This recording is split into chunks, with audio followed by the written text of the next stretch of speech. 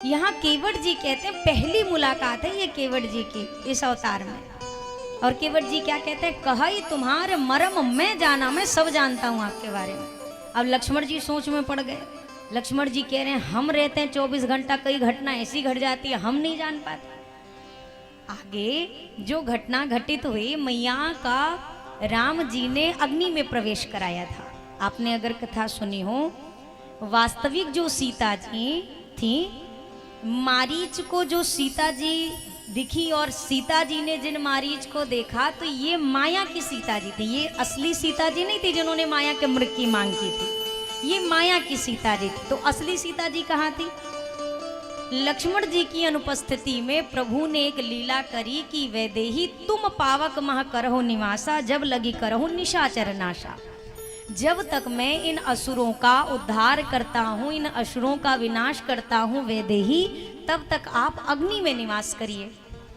तो वास्तविक सीता जी कहाँ चली गई? जोर से बोलिए, अग्नि में। अब राम जी के साथ जो सीता जी दिख रही हैं, अब ये कौन है? तो ये केवल एक प्रतिबिंब है। ये वास्तविक किशोरी मैया की एक छाया कह सकते हो। जैसे आपके घर में कोई भी कागज होता है महत्वपूर्ण, तो आप महत्वपूर्ण कागज को भीतर रखते हो, उसकी जीरोक्स कॉपी बाहर रखते हो। हर जगह आप ओरिजिनल नहीं पेश कर देते हो, आपकी जीरोक्स कॉपी से आप अपना सारा काम करते हो, जो फोटो कॉपी होती। अब यहाँ पर किशोरी जी को अग्नि में स्थान देने की क्या आवश्यकता थी? वास्तविक सीता जी के साथ पूरी लीला प्रभु ने क्यों नहीं की? अब इसके पीछे का कारण भी समझिएगा। हम कई बार सुनते रहते हैं कथाएं, और देखिए कथाओं में जिज्ञासा होना अच्छी बात है। तार्किक होना मैं नहीं कहूंगी, पर जिज्ञासा होना चाहिए कि कौन सी घटना किस कारण से घटी। यहाँ पर वास्तविक सीता जी को अग्नि में भेजने का एक मूल उद्देश्य ये समझिएगा। हमने अभी 5वें दिन की कथा में धनुष भंग की कथा सुनी थी। राम जी ने धनुष का खंडन किया था, सुनी थी ना कथा। पर बाणासुर जैसे ये सब राक्षस भी, ये असुर भी उपस्थित भये थे, पर ये धनुष इतना कठोर था कि इस धनुष को रावण जैसा वह बलशाली भी टस से मस ना कर सका, नहीं हिला सका। और ये धनुष भंग की प्रतिज्ञा जनक जी ने रखी क्या सोचकर जानते हैं? जब छोटी सी हमारी किशोरी जी 5 वर्ष की अवस्था में थी, तो जहां पर यह धनुष रखा गया था, इस धनुष की जनक जी महाराज नित्य प्रति पूजा किया करते थे, डेली पूजा करते थे जनक जी। और सुनैना मैया महाराज के पूजन से पहले इस धनुष स्थल की सफाई करती थी, उस स्थान को स्वच्छ किया करती थी। एक दिन सुनैना मैया किसी कारणवश स्वच्छता के लिए नहीं जा सकी, तो उन्होंने किशोरी जी को भेज दिया कि वैदेही आज पिताजी के पूजन से पहले आप धनुष स्थान की सफाई कराइए, स्वच्छ कर दीजिए स्थान को। किशोरी जी गई, धनुष स्थल की स्वच्छता करी। किशोरी जी ने देखा धनुष के आगे पीछे सब तो एकदम स्वच्छ है सब कुछ, पर धनुष के नीचे बहुत गंदगी जमी हुई है। वह धनुष इतना भारी था, किसी में सामर्थ्य नहीं थी। हजारों हजार गजपति लगते थे अगर उस धनुष को कहीं एक जगह से दूसरी जगह ले जाना होता था। वज्र के समान जिन रथों में पहिए लगे हों, उससे खींचकर वो धनुष स्थापित किया गया। किशोरी जी ने सोचा नीचे कितनी गंदगी है, अस्वच्छ स्थान। तो छोटी सी लाली ने बाएं हाथ से धनुष उठाया और दाहिने हाथ से स्थान को स्वच्छ कर दिया और धनुष वापस धर दिया। अब जनक जी आए पूजन करने के लिए। अब जनक जी देख रहे हैं, पर जनक जी समझ नहीं पा रहे कि इसमें कुछ अलग है। स्वच्छ तो रोज ये स्थान होता है, पर आज कुछ बदलाव सा महसूस हो रहा है, क्या है वो? अब बहुत ध्यान से गौर करके देखा तो जनक जी ने देखा, अरे ये धनुष के नीचे किसने सफाई करी? ये तो असंभव कार्य है, किसी आम व्यक्ति के वश की बात ही नहीं है। तो सुनैना मैया से पूछा, सुनैना ये धनुष के नीचे आपने स्थान स्वच्छ किया? सुनैना जी ने कहा नहीं नहीं, मुझसे तो आज जाने का समय नहीं मिला, मैं ना जा सकी। तो किसने किया ये? सुनैना मैया ने कहा मैंने तो किशोरी को भेजा था। अब किशोरी जी को बुलाया गया। जनक जी आश्चर्य में, वैदेही आज धनुष स्थल की सफाई आपने करी, स्थान आपने मार्जित किया? किशोरी जी ने कहा हाँ पिताजी मैंने ही किया। पर लाडली, वो इतने भारे धनुष को आपने उठाकर कैसे नीचे का स्थल स्वच्छ किया? अच्छा, जनक जी यहीं पर खड़े जहां पर धनुष विराजमान है, और यहीं पर किशोरी जी को बुलाकर पूछ रहे हैं, आपने इतने विशाल काय धनुष को उठाया कैसे? और किशोरी जी ने खेल खेल में, बिल्कुल जनक जी के सामने ही खड़ी हैं, किशोरी जी ने बिल्कुल खेल में अनायास फिर से धनुष को उठाया बाएं हाथ से। बोला उसमें क्या था पिताजी, ऐसे उठाया ऐसे साफ कर दिया। अब जनक जी की आंखें फटी की फटी। जनक जी ने कहा कैसे उठाया कैसे साफ कर दिया? किशोरी जी ने फिर उठा के कहा ऐसे उठाया ऐसे साफ किया और फिर धर दिया धनुष। जनक जी सोच में पड़ गए, हजारों हजार गजराज जिस धनुष को खींचने में उनके पसीने छूट जाते हैं, महारथियों के वश की बात नहीं। मेरी ये 5 वर्ष की लाल इस धनुष को मेरे सामने 2 बार उठा चुकी है, 1 बार पहले उठा चुकी है। ये कोई आम शक्ति नहीं है कि कोई साधारण कन्या नहीं है। तुरंत गुरुदेव से भेंट करी। गुरुदेव, ये वैदेही का ये जो चमत्कार है ये तो मेरे लिए चिंता का विषय बन गया।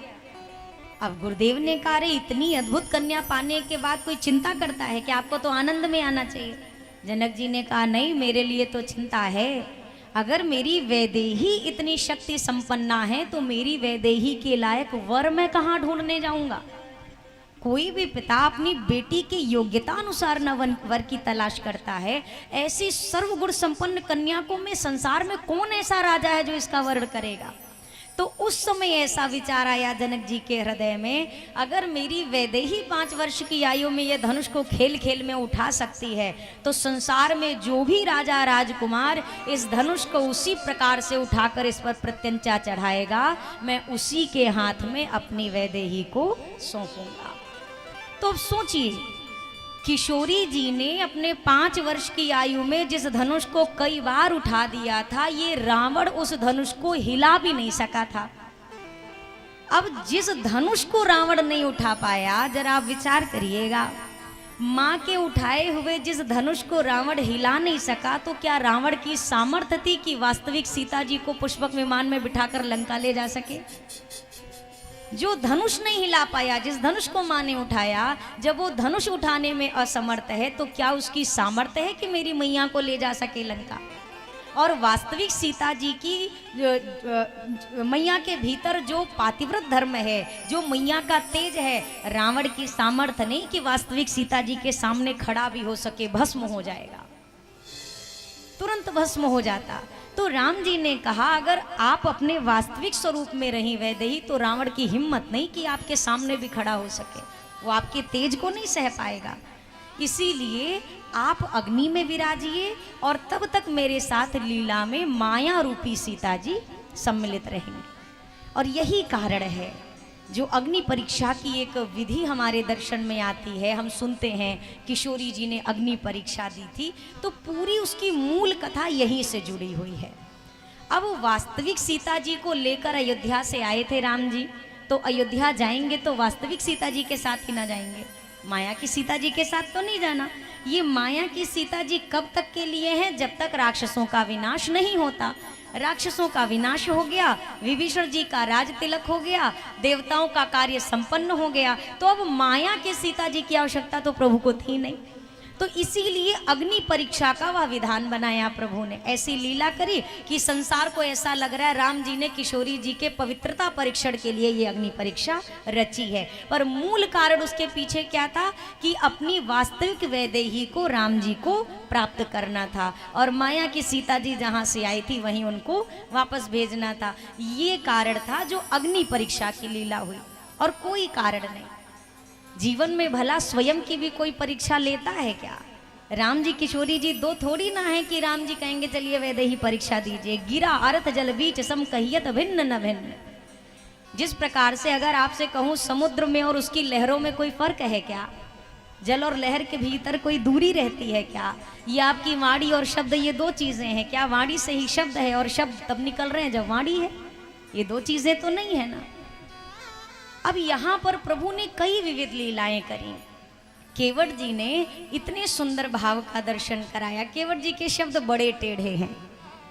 केवट जी ने पूरी, आप गंगा पार करने के पहले तक की कथा पूरी सुन लीजिए। कहीं आपको अगर केवट जी ऐसा लगे कि ये भगत हैं, आपको लगेगा ही नहीं, ना उनके व्यवहार से ना उनकी वाणी से।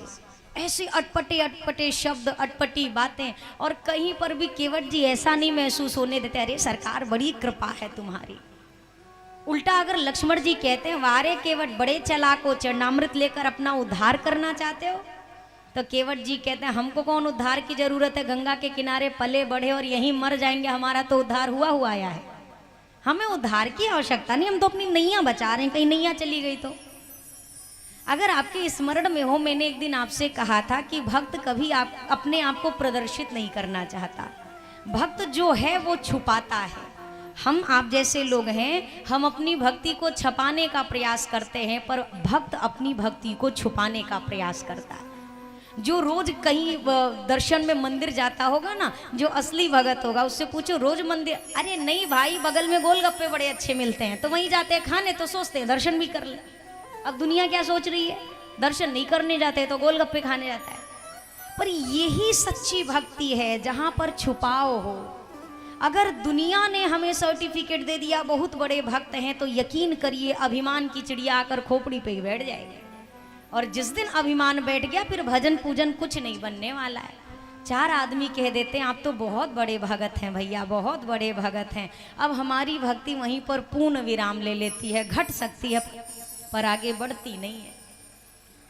वैसे तो अटपटी चीजें संसार में लोगों को कम ही अच्छी लगती हैं। टेढ़ी चीज किसी को अच्छी लगती है क्या? अरे थोड़ा बोलिए, टेढ़ी चीज पसंद आती है क्या किसी को? नहीं अच्छी लगती ना। जलेबी कैसी होती है? अरे जलेबी कैसी होती है, हम पूछ रहे हैं आपसे।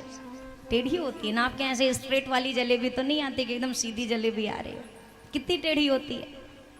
पर बताइए जलेबी अच्छी लगती है कि नहीं लगती है? जानते क्यों अच्छी लगती है? वो टेढ़ी है पर उसके अंदर मिठास भरी हुई है। केवट जी के शब्द टेढ़े हैं पर प्रेम लपेटे। हम एक उदाहरण कई बार दिया करते हैं कि एक बेटे को, एक बच्चे को पिताजी ने कहा बेटा घर पे मेहमान आए हैं, तू फटाफट जा और बाजार से 1 किलो जलेबी लेकर आ जा। बच्चा निकला, तब तक इसके पिताजी ने कहा अरे सुन एक बात, कढ़ाई से निकलते ही लाना जलेबी, मतलब एकदम गरम गरम जलेबी, कढ़ाई से निकलते ही ले आना। ये पहुंचा मिठाई की दुकान पर, वहां पहुंच करके खड़ा रहा, जलेबी छन रही थी।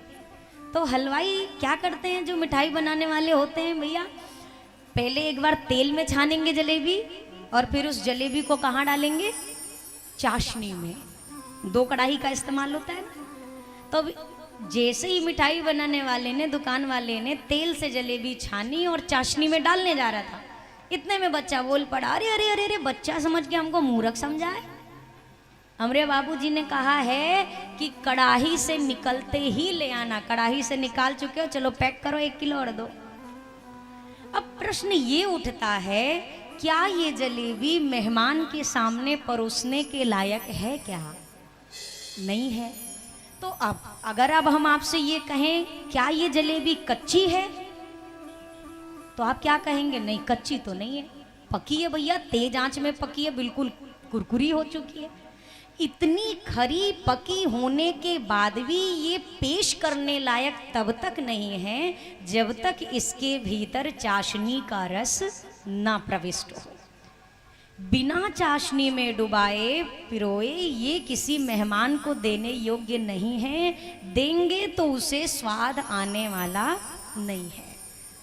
हमारे आपके जीवन में अब समझिएगा, ये जो जुबान है इससे भी बड़ी अच्छी अच्छी जलेबियां निकलती हैं, जो सच की आंच में कई बार पकी होती हैं।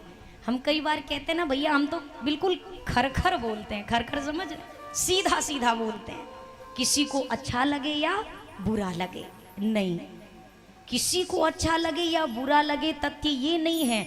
आप अपने शब्द ऐसे प्रस्तुत करिए कि वो बुरी बात भी सामने वाले को अच्छी लगे। सीधा बोलना, सटीक बोलना, हमारे यहाँ कहते हैं ऐसी बानी बोलिए मन का आपा खोए, औरन को शीतल करे आप हो शीतल होए। आपका सच किसी का प्राण हर ले, अब बताओ क्या करेंगे? सच हमारे यहाँ बोलना है, पर सच भी कैसे बोलना है? जिस प्रकार से जलेबी आंच में पकी हुई है पर अभी देने लायक नहीं है जब तक चाशनी में ना डुबाओ, उसी प्रकार सच कितना भी पक्का हो, सच्चा हो, बिल्कुल खरा सच हो, पर पेश करना कब है? जब आप इसको प्रेम की चाशनी में डुबा दीजिए। अब इसको प्रस्तुत करिए। तो अब जाकर ये सामने वाले को पहुंच भी जाएगा और सामने वाले को ये चीज समझ भी आएगी। केवट जी ने पूरा विदा किया कब? जब प्रणाम आप करने की विधि देखो, उस पार नहीं प्रणाम किया। आप भगवान के मंदिर जाते ही पहली सीढ़ी से प्रणाम करना शुरू करते हैं कि लौटते बेरा में प्रणाम करते हैं? कब प्रणाम करते हैं आप? पहले जाएंगे, सबसे पहले सीढ़ी से ही शुरू हो जाता है व्यक्ति, प्रथम सीढ़ी को प्रणाम करता है। और एक बात कहूँ, मंदिर जाने का भी एक छोटा सा अपने जीवन में नियम बनाइए, प्रथम सीढ़ी पर पहुंचते ही मौन हो जाइए। मतलब मुंह पे बढ़िया ताला लगाओ, चाबी फेंक दो, तब तक ना उठाओ चाबी जब तक मंदिर से बाहर ना आ जाओ। हम मंदिर में घुसते हैं फिर भी हमारा प्रपंच नहीं खत्म होता। फलाने कहाँ गए, ठिकाने कहाँ गए, प्रसाद कहाँ गया रे, माचिस कहाँ गया रे, अगरबत्ती कहाँ गया रे। नहीं नहीं नहीं, पहली सीढ़ी आपने जैसे स्पर्श करी अब आपको मौन हो जाना है। ना किसी की बुराई देखनी है, ना किसी की कमी देखनी है, ना किसी की चुगली करनी है, ना धक्का मारना है। ये धक्का मार के दर्शन करने वाला सिस्टम भी अच्छा नहीं है। और ठेलम ठेल काहे के लिए लगाए हुए हो? जब हम ये मान रहे हैं कि भगवान पूरे कण कण में बैठा है तो हम पीछे रहे या आगे रहे, भगवान हमको नहीं देखेगा क्या? अच्छा, बात कब आपकी बनेगी? आप भगवान को देख लो कि भगवान आपको देख ले?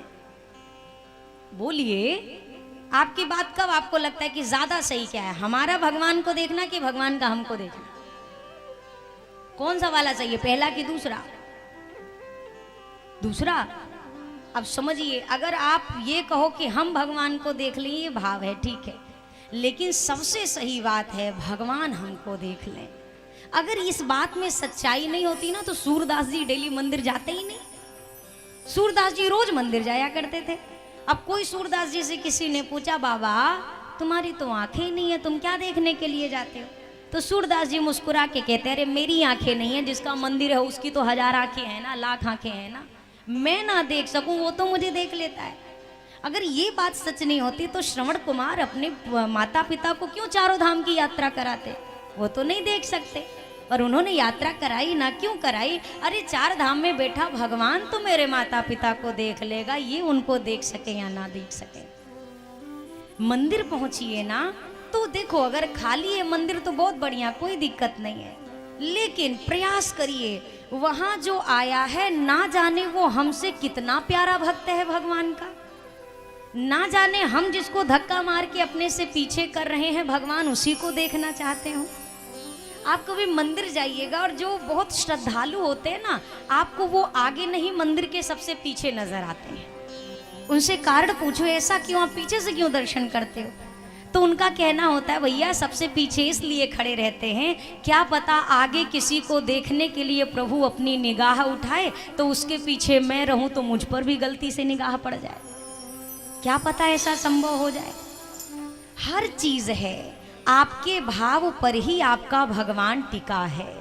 जिस दिन अपना भाव एकत्र कर लेंगे, आप यकीन करिए, जरूरी नहीं आपको जंगल जाना है, जरूरी नहीं आपको कहीं भटकना है, आपके घर में ही आपको अयोध्या, आपको वृंदावन का सुख मिलेगा। कई व्यक्ति कहते हैं हम तीर्थ जाके रहेंगे, ठीक है, अच्छी बात है, विधान बने तो चले जाइएगा, पर घर की जिम्मेदारी से भाग करके बाबा जी बनना हमारी समझ के परे है। अपना दायित्व निभाइए, आपको जो जिम्मेदारी प्रभु ने गृहस्थ धर्म में दी है पहले उसको पूरा करिए, उसको पूरा करने के बाद आप आराम से वानप्रस्थ में जीवन जिए या फिर संन्यास ले लीजिए, जैसा आपको ठीक लगे। पर कई आदमी केवल झगड़े और घर के जिम्मेदारी से छुट्टी पाने के लिए सोचते हैं, भैया आप तो गेटअप बदल लो तो सारा काम खत्म। नहीं भैया, आप भाग कर भी कहाँ तक भागेंगे? मुझे वो एक जगह बताओ जहां संसार नहीं है। आप चाहे जंगल भी कहो, आप चाहे तीर्थ भी कहो, आप चाहे घर भी कहो, दुनिया हर जगह है। जिसके भीतर दुनिया है उसके लिए संसार में हर जगह दुनिया है, और जिसके भीतर भगवान है उसके लिए घर के 1000 लोगों के बीच भी भगवान बैठा हुआ है, उसको कहीं भागने की आवश्यकता नहीं है। केवट जी का भाव दर्शन गंगा के इस पार आने के बाद हुआ। राम जी कहते हैं, अरे मैंने इसको कुछ दिया नहीं,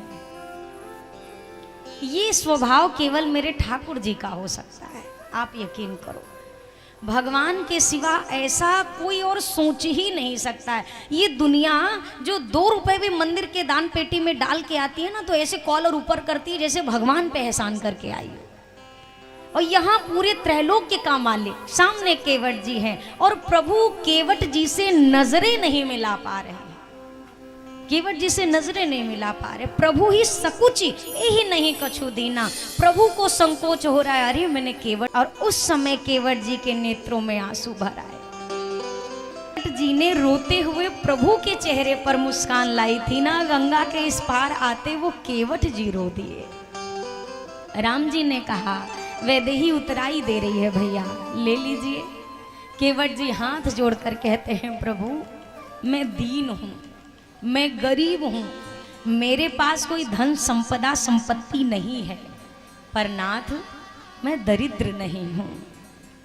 मेरे पास धन का अभाव है मैं मानता हूं, पर मैं इतना भी गिरा हुआ नहीं प्रभु कि अपनी माँ के हाथ में जो एक आभूषण है मैं वो भी स्वीकार कर लूं।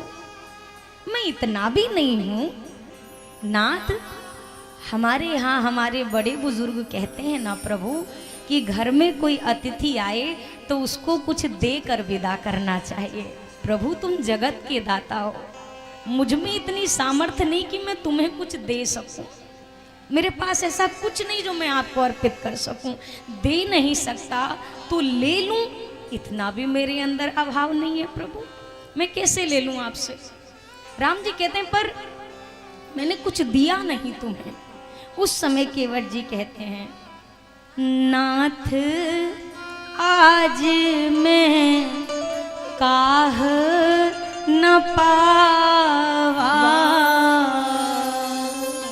मुझे आज क्या नहीं मिला रघुनंदन आप बताओ। मिटे दोष दुख दारिद्र, मेरे जीवन के जन्म जन्मांतर के दुख समाप्त हो गए, मेरी जन्म जन्म की दरिद्रता समाप्त हो गई। प्रभु मुझे क्या नहीं मिला। आप जानते हो प्रभु बहुत काल में कीन मजूरी, ना जाने कितने वर्ष हो गए मुझे गंगा के इस पार उस पार ले जाते यात्रियों को, इस पार वाले को उधर छोड़ता हूँ, उधर वाले को इस पार छोड़ता हूँ। मेरा जन्म बीत गया प्रभु, पर मेरे इस मेहनत का किसी ने सही हिसाब लगाया तो वो तुम हो। मुझे अगर किसी ने वास्तव में मेरी मजदूरी दी है ना सरकार, तो वो तुम हो। मुझे अब कुछ नहीं चाहिए, कोई कामना नहीं है, कोई इच्छा नहीं है। आप आ गए, आपने कृपा कर दी और मुझे क्या चाहिए। जितनी भी भक्तों के भाव होते हैं आपको इसी मानस में अलग अलग स्वरूप दर्शन होगा। जो शब्द केवट जी के मुख से आज निकल गए, सोने की लंका में बैठा रावण कभी ये बात नहीं बोल पाया कि मुझे सब मिल गया। एक नैया चलाने वाले केवट जी ने भगवान से जो कह दिया वो त्रैलोक के विजेता कभी नहीं कह पाया कि मुझे सब मिल गया आप कुछ नहीं चाहिए। यहाँ केवट जी कहते हैं अब कछुनाथ चाहिए मोरे, दीन दयाल अनुग्रह तोरे, मुझे कुछ भी नहीं चाहिए, मेरे पास सब है। और जिसके पास भगवान है यकीन करिए उसी के पास सब कुछ है, जिसके पास भगवान नहीं उसके पास सब हो के भी उससे बड़ा कंगाल कोई नहीं। भगवान ने ये वनवास का जो चयन किया है ना भैया, ये चयन भले कैकेयी मैया निमित्त बने हैं, पर ये पूरी लीला प्रभु ने अपने उन भक्तों को गले लगाने के लिए की है जो भगवान तक नहीं आ सकते थे, जो अयोध्या नहीं आ सकते थे। अयोध्या वासी मेरे राघव जी ने वहां जाने का निर्णय लिया। शायद कोल की रात, जो जंगल में रहने वाले कोल भील हैं, इनको ये संभव दर्शन नहीं होता। भगवान ने वहां पर कृपा करने का निर्णय लिया, केवट जी को गले लगाया। केवट जी चरणों में मस्तक रख के प्रणाम करते हैं और तदुपरांत प्रभु ने वहां से विदाई ली। केवट जी कहते हैं प्रभु इच्छा तो नहीं कि आपसे कहूँ आप चले जाओ, पर एक कृपा करना, लौटते समय मुझे जो भी आप दोगे ना वो केवट सिर माथे पर धारण करके स्वीकार करेगा। केवट जी की चाह यहाँ भी कुछ लेने की नहीं है, ये एक बहाना है। मतलब प्रभु लौटते समय भी यहीं से मुझसे मिलकर जाना, मुझसे बिना मिले यहाँ से आगे यात्रा मत करना। और कहते हैं जब 14 वर्ष बाद रघुनाथ जी पुष्पक विमान से चले अयोध्या की ओर तो केवट जी के पास रुके थे। केवट जी ने कहा, वारे सरकार, जब आपके पास कोई रथ कोई विमान नहीं था तो मेरी नैया के लिए निहोरा कर रहे थे, आज विमान मिल गया तो ऊपर ऊपर चले जा रहे हो, आज मेरी नैया में बैठकर उस पार नहीं जाओगे सरकार।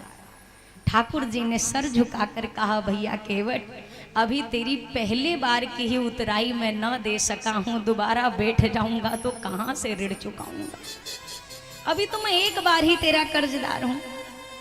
हनुमान जी के नहीं मिलाते थे। हनुमान जी को भी कभी कभी लगता था कि प्रभु उस मुस्कान के साथ मेरी ओर क्यों नहीं देखते, जैसे सबकी ओर देखते।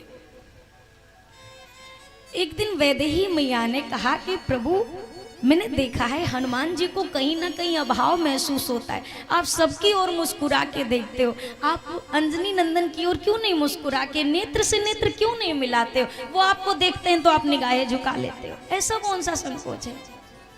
उस समय राम जी कहते हैं, वैदेही मैंने सबका ऋण चुका दिया है, विभीषण ने मेरा साथ दिया, मैंने विभीषण को लंका का राज्य दिया, सुग्रीव ने मेरी सहायता करी, मैंने सुग्रीव को किष्किंधा का राजा बना दिया, अंगद युवराज हैं किष्किंधा के, एकमात्र अगर इस पूरे सेना में कोई बाकी है तो मेरा हनुमान है, जिसके लिए मैंने कुछ नहीं किया, मैंने कुछ प्रदान नहीं किया। और हनुमान ने मेरे लिए क्या नहीं किया, एकमात्र मेरे हनुमान जी। मैं इतना ज्यादा ऋण में दबा हुआ हूं अंजनी नंदन के कि वैदेही मैं संसार का ऋण उतारने में सक्षम हूं, मैं अपने हनुमान का ऋण नहीं चुका सकता, मेरे पास ऐसी सामर्थ्य नहीं है कि मैं उनका ऋण चुका सकूं। किसी ने कहा, भगवान आप कैसे नहीं ऋण चुका सकते। अब यहाँ ठाकुर जी क्या तथ्य देते हैं, जानकी ऋण चुकाने का मतलब है कि सामने वाले पर भी कभी वैसी ही मुसीबत आए, हम वैसी ही सहायता करें तब ना ऋण चुकेगा।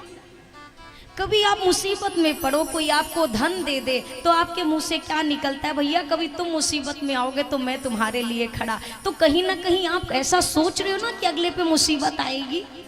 राम जी कहते हैं मैं ऋण चुकाना ही नहीं चाहता, क्योंकि मैं जीवन में कभी नहीं चाहता मेरे हनुमान पे कभी कोई संकट आए, मैं इस ऋण के साथ दबकर रहना स्वीकार करूं, पर अपने हनुमान का ऋण। और वही बात कहते भी तो है ना, सुन सुत तो ही उऋण मैं नाही, हे पुत्र मैं आपसे कभी उऋण हो ही नहीं सकता। केवल यकीन करिए भगवान के सिवा दूसरा इतना कोमल हृदय संसार में कोई नहीं है। चाहे खून के रिश्ते हों, चाहे सगे संबंधी हों, जितना प्यार भगवान हमसे करते उतना प्यार संसार में कोई किसी से नहीं करता है। हम सब जितने आपस में जुड़े हैं, हम सब एक स्वार्थ के बंधन से बंधे हैं। जिस दिन वो स्वार्थ पूर्ण होना बंद हो जाता है, जो माता पिता कभी बड़े प्यारे लगते हैं, लगता है इनके बिना हम कैसे जिएंगे, जब वो माता पिता किसी काम के नहीं रहते तो वही हमें बोझ लगने लगते हैं। कोई बड़ा अच्छा हो, बच्चे के ऊपर माता पिता अपने प्राण न्यौछावर करते हैं, अगर वही बच्चा अभी नालायक निकल जाए, कुछ ना करे, पड़ा रहे, खाए सोए, अब वही बोझा लगने लगता है कि भैया ये क्या करेगा अपने जीवन में। पर भगवान ने कभी ऐसा नहीं समझा। केवट जी कहते हैं, हे प्रभु आप जाने की बात ना करिए, अभी जी भर के देखा नहीं है, आप जाने की बात न करिए, अभी जी भर के देखा नहीं है, आप जाने की बात न करिए, अभी जी भर के देखा नहीं है, आप जाने की बात न करिए, अभी जी भर के देखा नहीं है, आप जाने की बात न करिए, अभी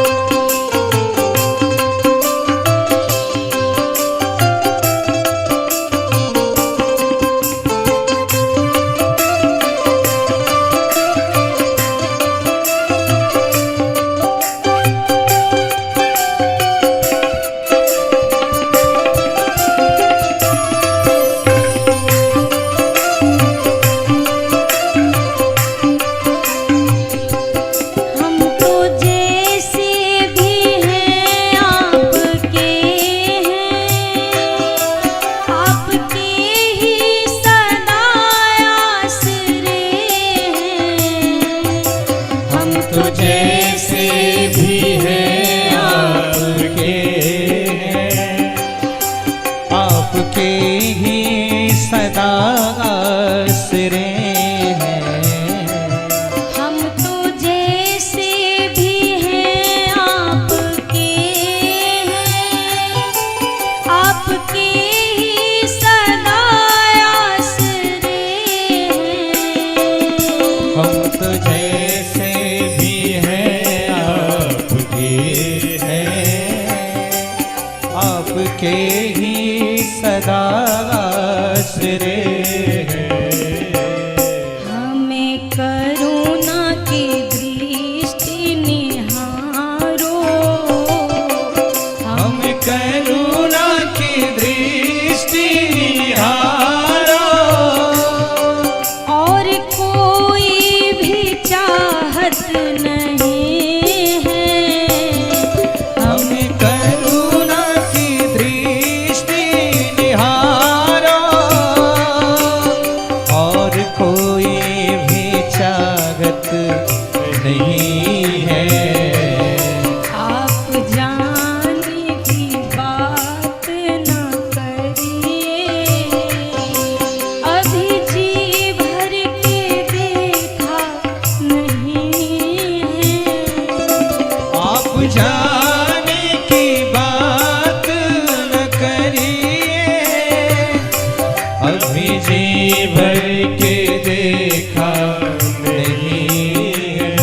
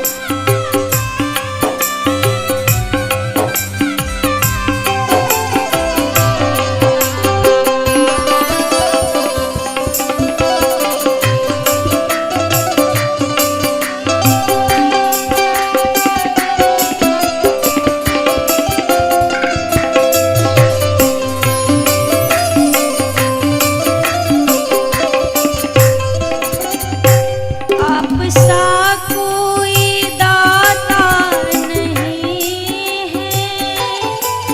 नहीं मुझ सा है कोई भिखारी।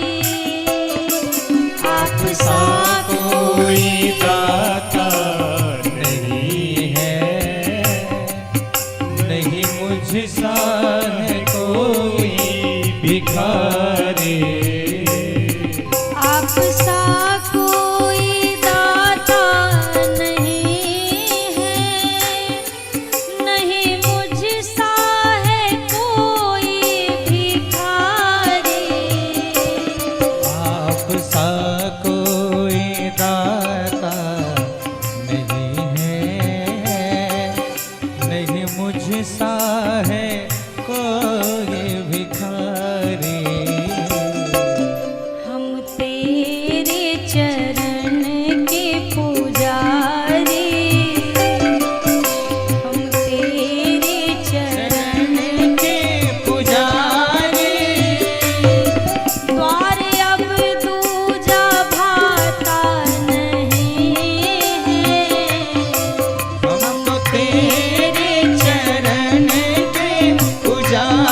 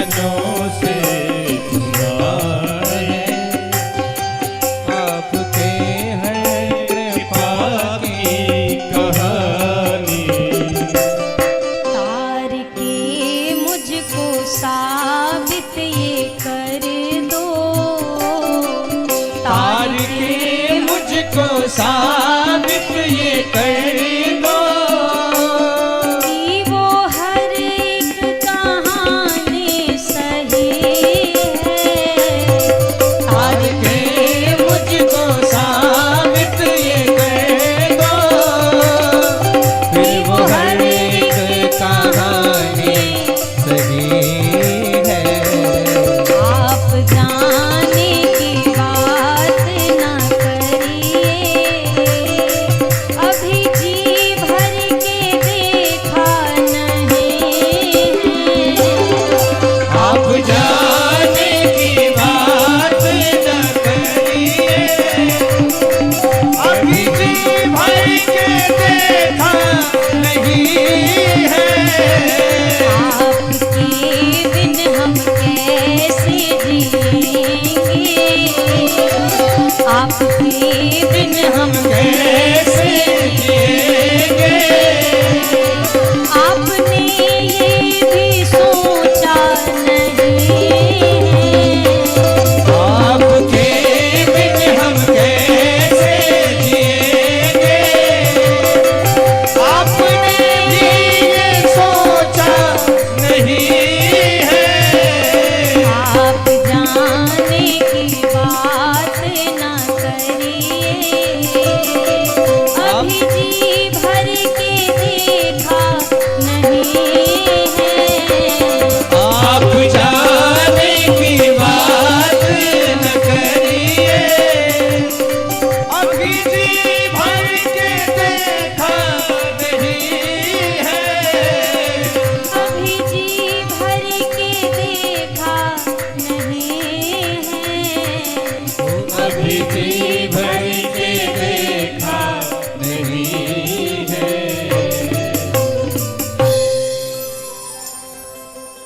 तार के मुझको साबित ये कर दो कि वो हर एक कहानी सही है। आप जाने की बात न करिए, अभी जी भर के देखा नहीं है। केवट जी ने सजल नेत्रों से प्रभु को विदा किया।